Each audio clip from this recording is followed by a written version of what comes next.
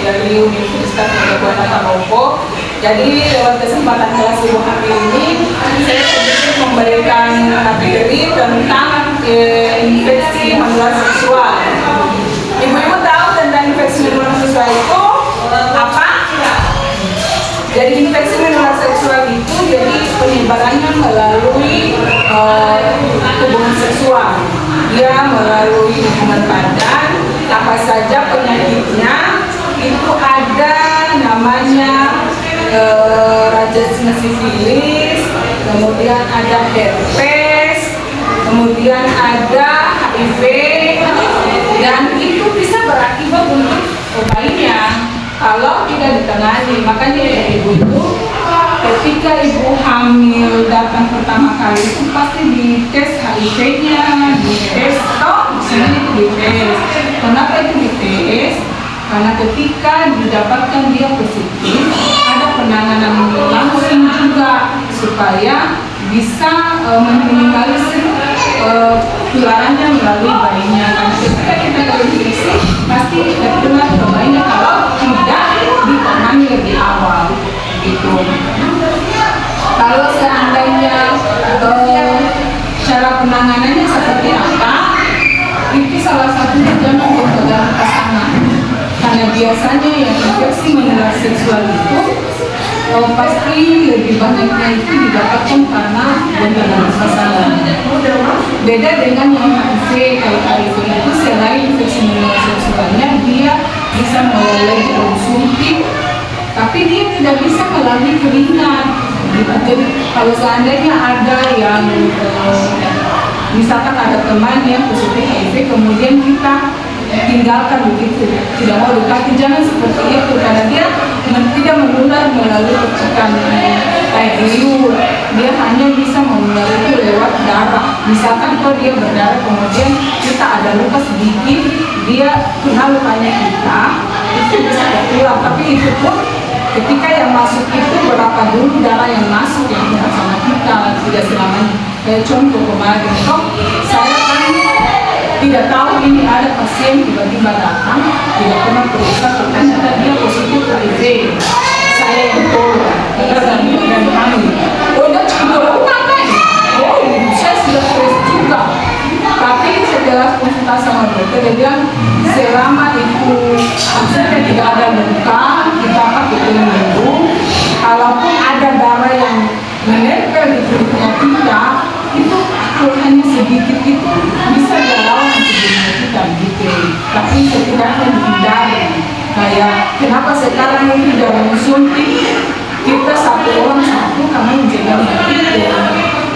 Kadang-kadang orang dia kayak narkoba itu satu jarum suntik orang dia pakai air itu bisa tertular. Tapi kebanyakan HIV itu selalunya lewat hubungan dengan pasangan begitu. Kemudian ada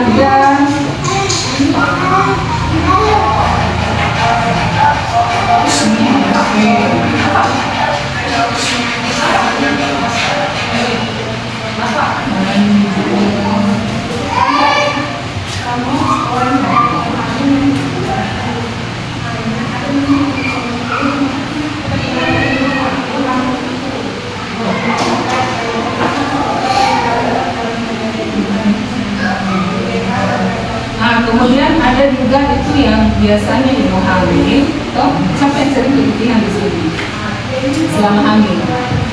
Kalau tidak dapat keputihan, biasanya dia akan keputihan di trimester ketiga. Nah, itu kan karena menurut pengalaman saya, saya kemarin itu keputihan di usia kehamilan 32 minggu ke 8 bulan. Kemudian sempat gatal.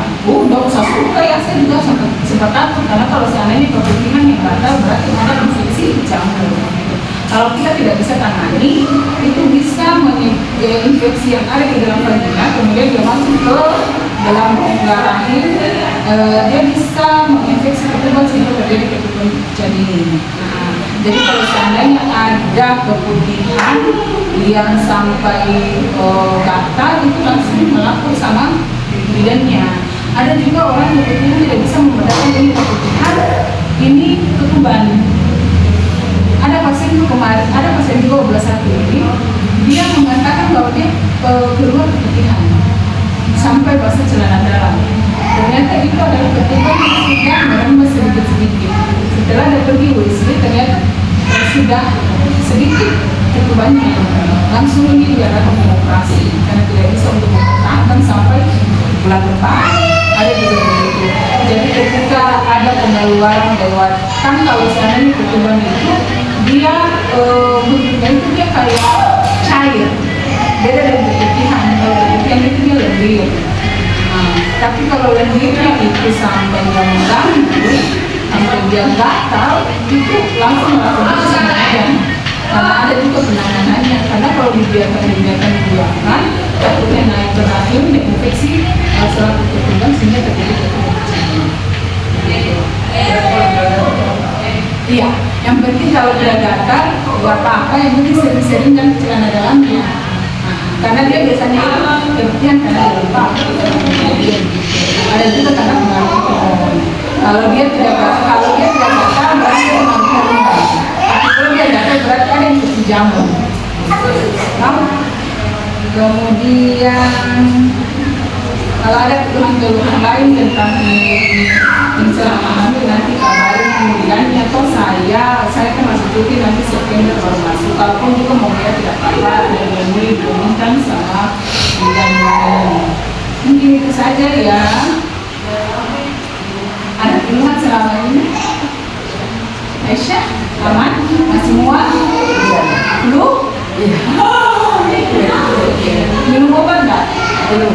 Maksudnya gini, kalau seandainya masih bisa tahan, tapi kalau tidak bisa tahan sama sekali, cari obat dari psikiater. Karena jadi istirahat yang cukup, banyak minum dan banyak minum air. Kalau liter itu minum tidak boleh kurang dari itu. Karena itu bisa mempengaruhi juga kandang. Jangan saya tidak mau pada saat kalian USG nanti bilang gitu, ini kurang banyak. Salah satu dia kurang minum air kelapa itu boleh, bagus. Air putih bagus, jus. Yang penting jangan yang manis. Air es mau minum air es silakan, tapi jangan ada manisnya. Jangan sampai dia besar lagi. Oke, mungkin itu saja sedikit materi dari saya. Apakah ada yang mau bertanya? Kalau tidak ada yang bertanya, mungkin cukup sekian. Lebih dan kurangnya mungkin akan. Bila tidak, wassalamualaikum warahmatullahi wabarakatuh.